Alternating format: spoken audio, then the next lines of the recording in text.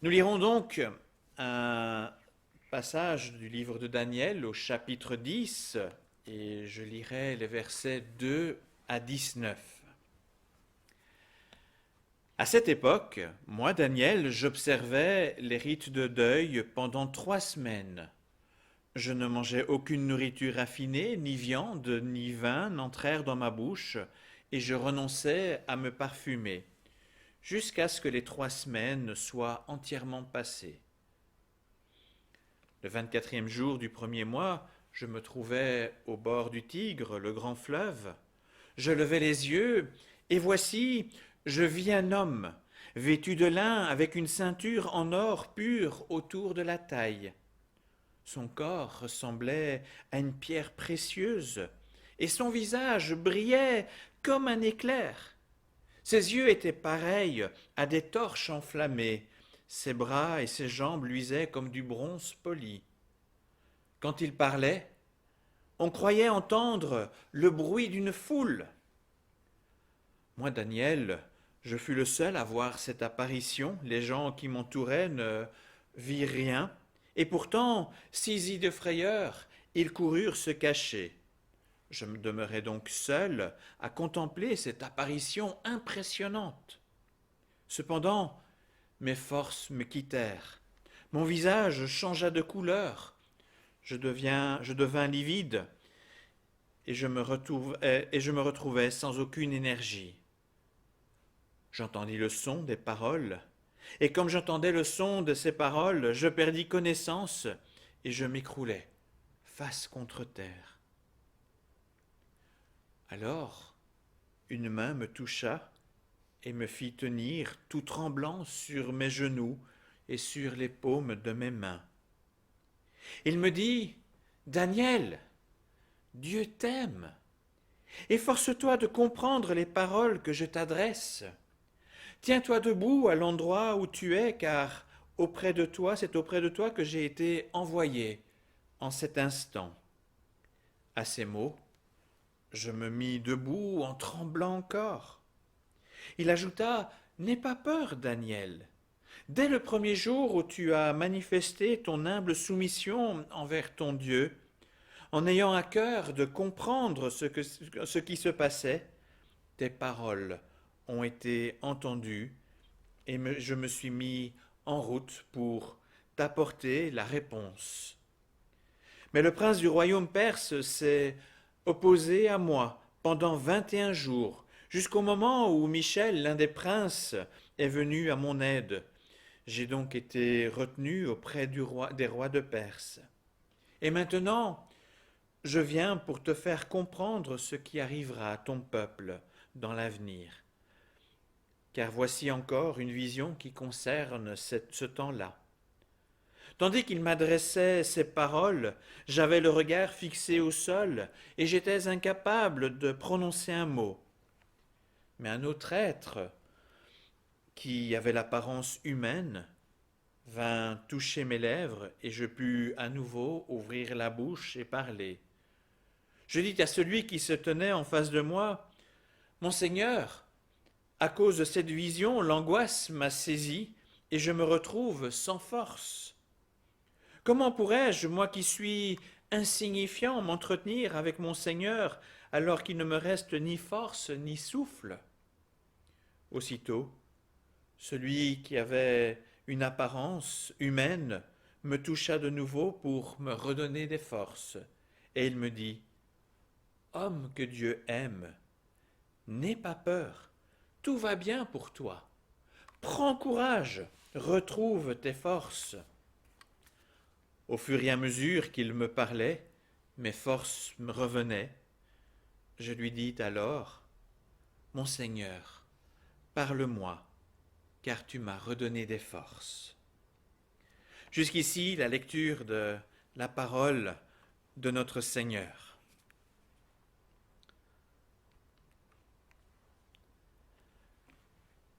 Quand la pandémie a commencé chez nous et que les mesures de confinement ont frappé notre pays, on nous parlait d'un effort à accomplir pendant 2 semaines et qu'ensuite cela devrait s'améliorer. Malheureusement, on s'est vite rendu compte que 2 semaines ne suffiraient pas. Il fallait prolonger les mesures de 2 semaines en 2 semaines, et parfois même de façon plus rapide chaque semaine. Et dès ce moment-là, des voix se faisaient entendre pour que l'on donne des repères plus fiables pour prévoir sur le long terme. En fait, quand on traverse un temps d'épreuve, on préfère savoir le délai nécessaire pour ce temps d'effort à accomplir.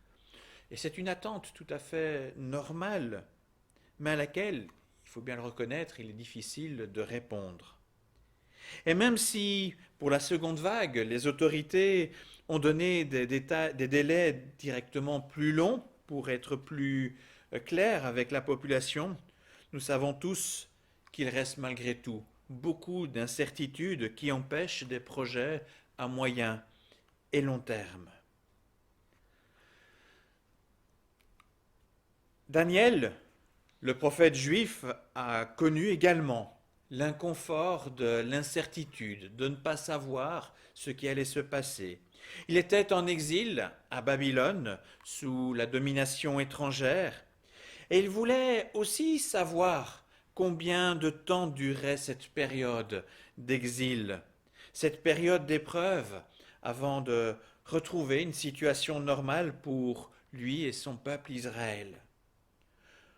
On peut d'ailleurs voir dans son livre comme un écrit qui montre au peuple comment vivre sous domination étrangère, que ce soit dans des circonstances plutôt favorables, et là ce sont les chapitres 1 à 5, ou que ce soit dans des circonstances plus défavorables, ce qui correspond au chapitre 6 à 12.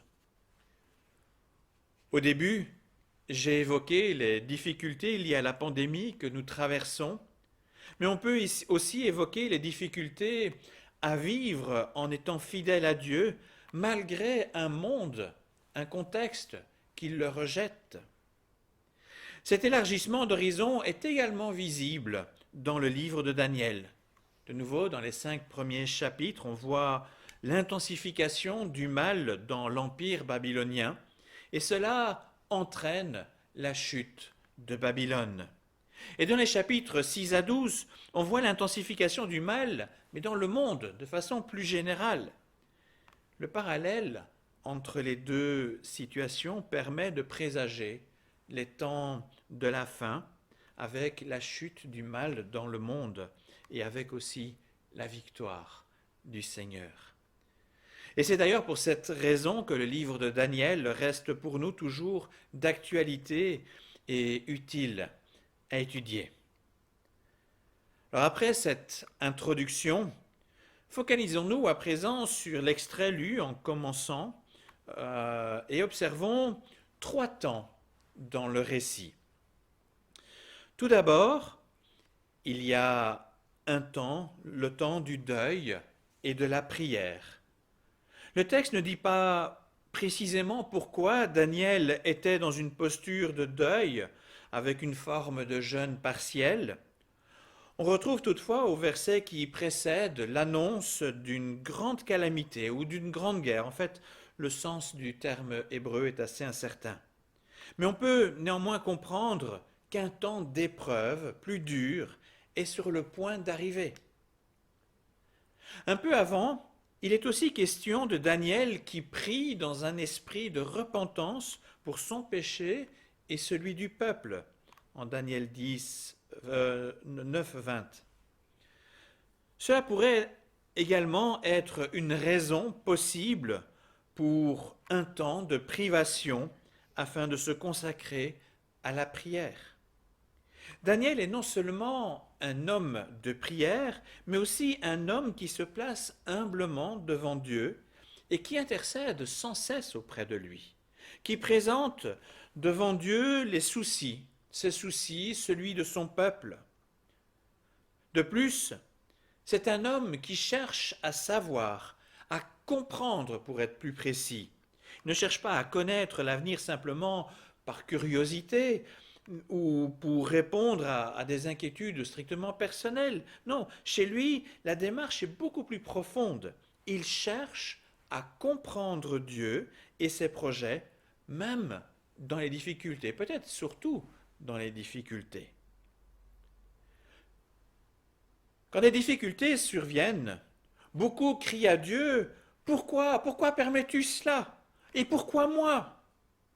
Mais finalement, trop peu de chrétiens choisissent une attitude d'humilité devant Dieu, devant sa souveraineté, et cherchent à discerner la présence de Dieu même au milieu des épreuves. Nous allons voir combien l'exemple de Daniel est instructif car son attitude d'humilité et de prière porte du fruit.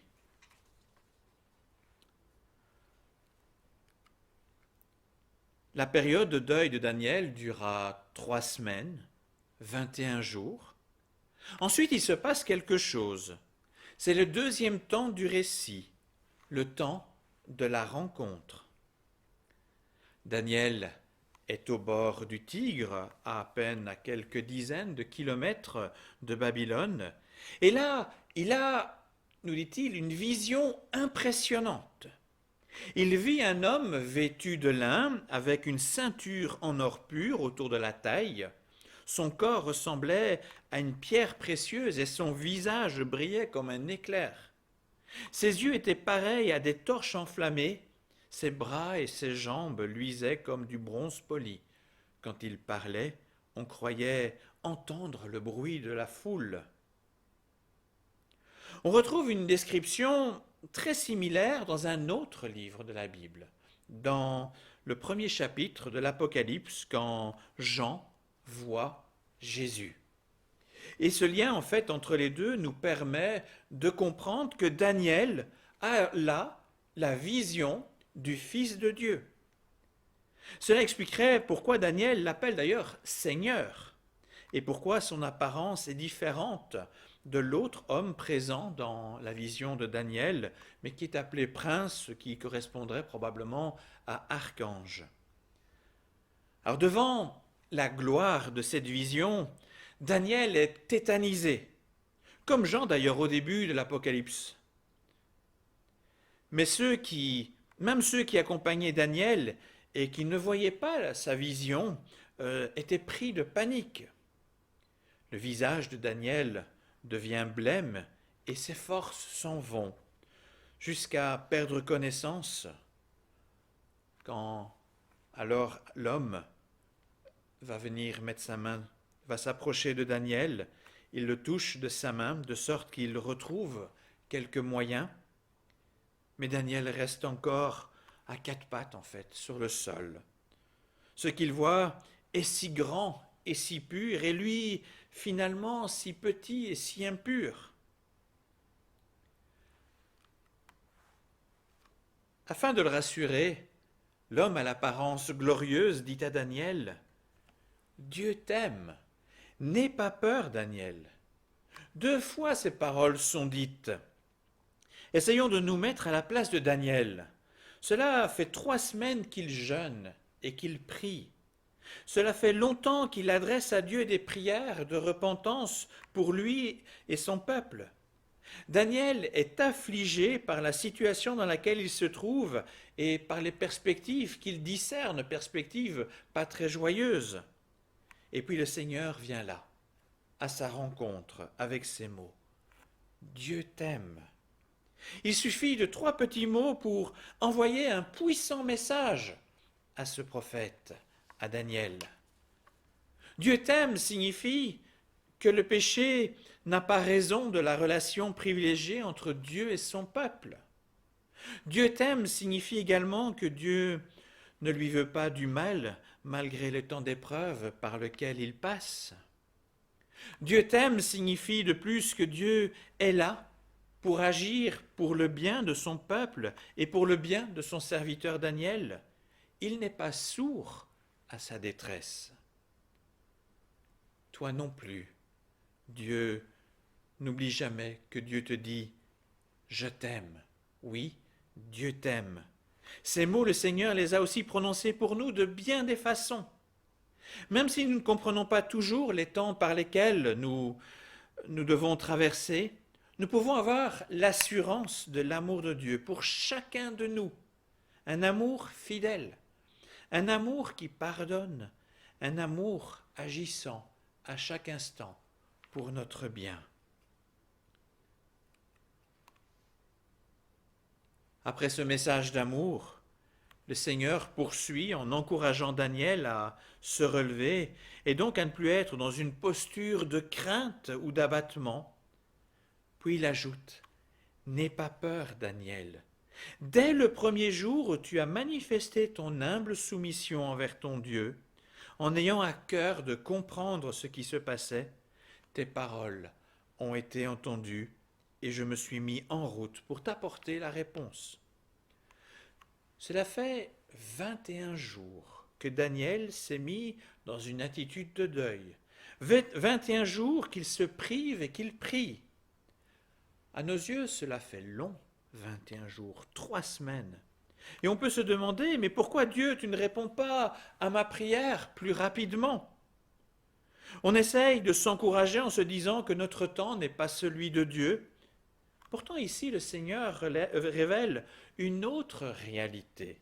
En fait, dès le premier jour, Dieu a bien entendu le message. Et dès le début, Dieu répond à la prière. Les résultats ne sont pas forcément visibles à notre niveau, mais Dieu entend les prières sincères, et cela dès qu'elles sont adressées, immédiatement. Dans le verset suivant, le Seigneur explique qu'il vient de passer justement 21 jours. Tiens, le même temps que les 3 semaines de jeûne de Daniel. Donc 21 jours à agir contre celui qui est justement responsable de l'oppression sur le peuple en exil. Autrement dit, Daniel n'a pas vu ce combat, mais pendant qu'il priait et qu'il jeûnait, le Seigneur était actif au point le plus crucial de la bataille, sur le champ du combat spirituel. Et c'est généralement ce qui se passe quand nous prions Dieu par rapport à une épreuve. Nous ne le voyons pas forcément agir, pourtant il est à l'action dès le commencement, à l'endroit où il faut. Dans un temps de pandémie où beaucoup souffrent de la situation, Dieu entend la prière de ses enfants et il agit, même si nous ne comprenons pas ou si nous ne voyons pas. Il ne faut pas se décourager ou se résigner, mais plutôt persévérer dans la prière. Le Seigneur dit à Daniel, et que ce message soit aussi pour nous, reprends courage, retrouve tes forces.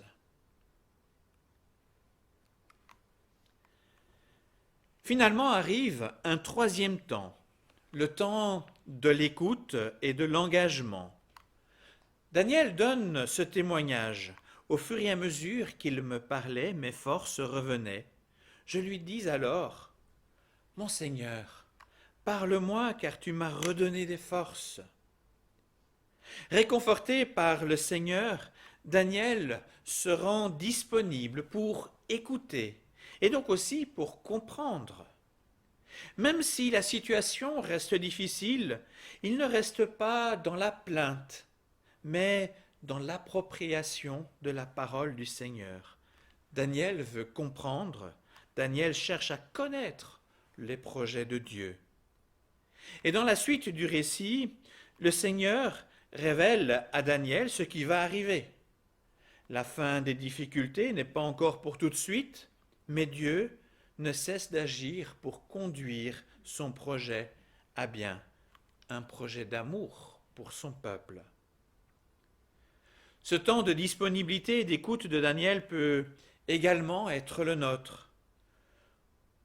Nous n'aurons pas forcément une vision impressionnante comme Daniel, mais le prophète a reçu aussi la vision en notre nom pour nous, et il nous la donne dans son livre. Et nous pouvons, comme Daniel, dire « Mon Seigneur, parle-moi, car tu m'as redonné des forces. » Nous n'avons pas un Dieu qui veut nous laisser dans l'ignorance, dans le désarroi, ni même dans la crainte.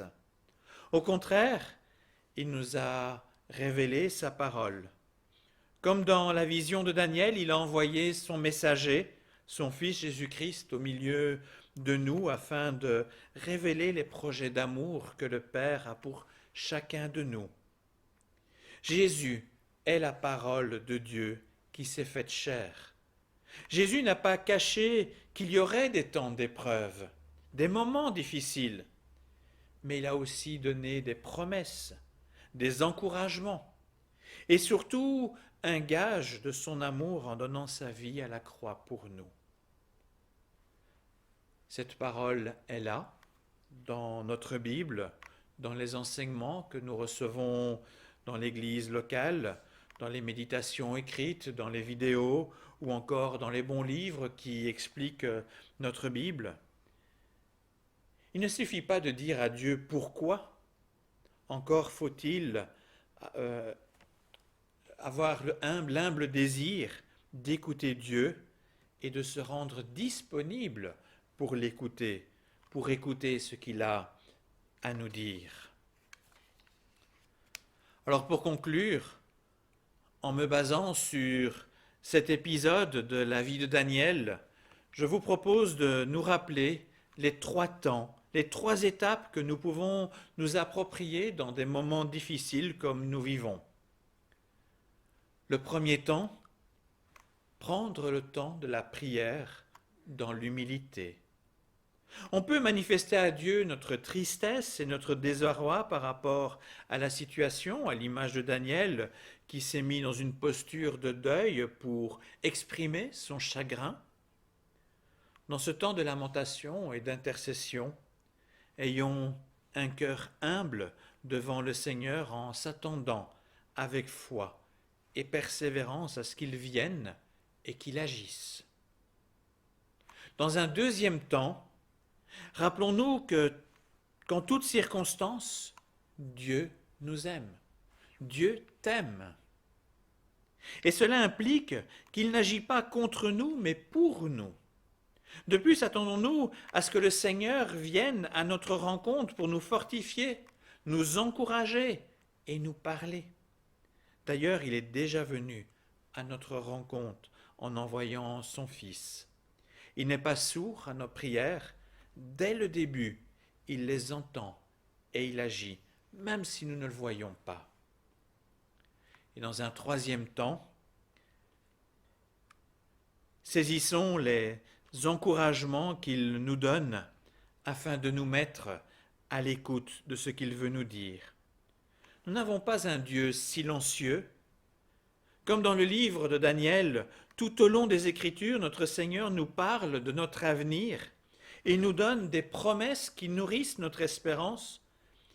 Il est néanmoins nécessaire de se placer dans une attitude d'écoute pour recevoir ses paroles et comprendre ses projets d'amour.